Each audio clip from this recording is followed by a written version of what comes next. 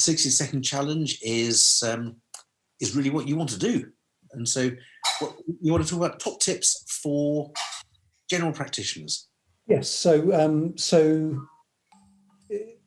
I'll start with the first one. So antimicrobial resistance, one of the most difficult things is people think that drugs will fix all their problems. They won't, of course. There's often an awful lot of pressure. So what you've got to do is get them on side. Quick thing to give them is to remember that antimicrobial resistance itself is contagious via the DNA. The DNA moves, the DNA encoding for the resistance moves, not the bacteria.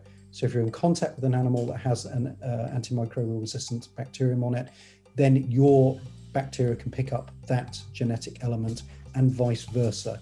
So if you use an antimicrobial irresponsibly, you can put the owner and the pets at risk as well as their family as well. If you're dealing with people trying to persuade them to treat fleas, use mosquitoes as an analogy for fleas. So you don't kill mosquitoes by taking a tablet to kill the mosquitoes after they've bitten you.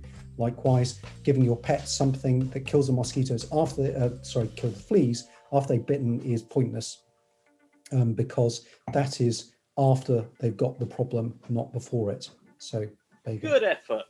Excellent, excellent, fantastic. That's brilliant. That's really, really good. You were slightly over, so I'm going to charge you a glass of gin next time I see you. But that was really good. It was really good. Actually, it makes perfect sense. I've forgotten how to turn this off again.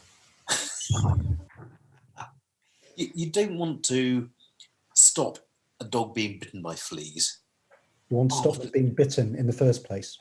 Yeah, yeah.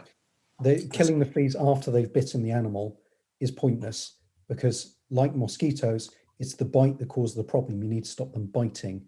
And the biggest barrier to getting effective control of any skin disease is making sure they address the fleas. And very few vets are able to persuade a resistant owner to treat their house without using something that is meaningful to them, because you're trying to persuade them to treat something they can't see.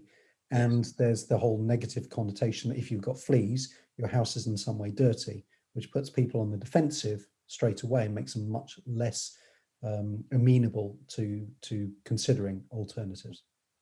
Whereas it should just be a part of normal pet ownership, shouldn't it? Yeah, you have a pet. Well, part of that having a pet is let's make sure your pet doesn't get fleas. So let's protect the house against fleas, just to make sure your pet doesn't get it. Because you could argue that we're doing it all backwards, because we should be treating the house. If you treat the house, that's where the majority of the population is. So if you're looking at it from a population dynamics side of things, treating the house is more important than protecting your pet. Yeah, yeah. Reducing the number of bites. So and all that your flea control that you put on your animal is doing is mopping up the stragglers. Yeah,